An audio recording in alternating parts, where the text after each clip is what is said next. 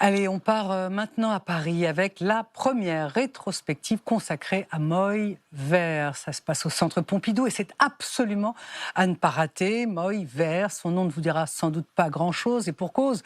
Ce peintre, photographe, illustrateur a changé 1000 fois de nom et de surnom au hasard de ses pérégrinations de juifs nés à Vilnius en 1904 et poursuivi par l'histoire. Voici son portrait et il est à nouveau signé à Vamergy, montage Ortorès.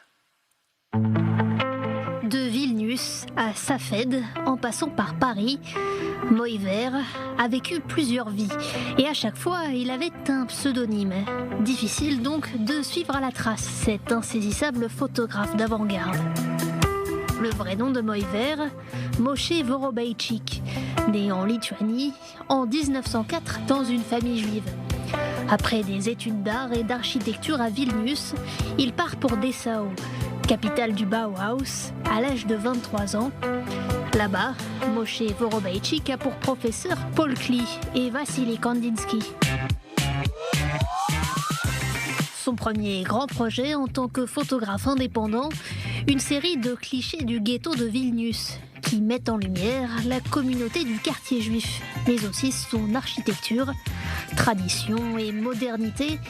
Un vrai reportage reproduit en Pologne dans les années 30. Quand il arrive à Paris, capitale de l'avant-garde, Moshe Vorobeichik a déjà une façon très moderne d'aborder la photographie. En témoigne son livre intitulé Paris, publié en 1931 sous pseudonyme. Cette fois, il s'appelle Moy Vert. La préface du livre est signée Fernand Léger. Point de vue, flou, angle aigu et surtout superposition des images.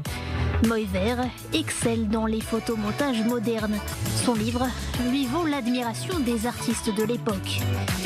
C'est encore en 1931 que Moy Vert se consacre à l'ouvrage ci-contre. Cette fois, l'artiste écrit son nom avec un W. Le livre ne sera publié qu'après sa mort. En 1934, Moy Vert émigre en Palestine mandataire.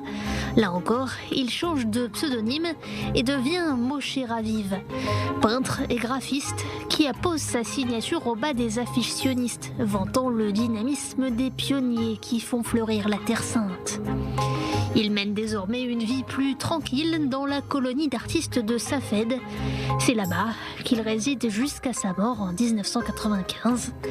Moshe Vorobeichik, Moshe Raviv ou Moy Vert, plusieurs alter-ego, mais un même œil singulier, un talent incontesté pour l'image, aujourd'hui reconnu en Europe comme en Israël.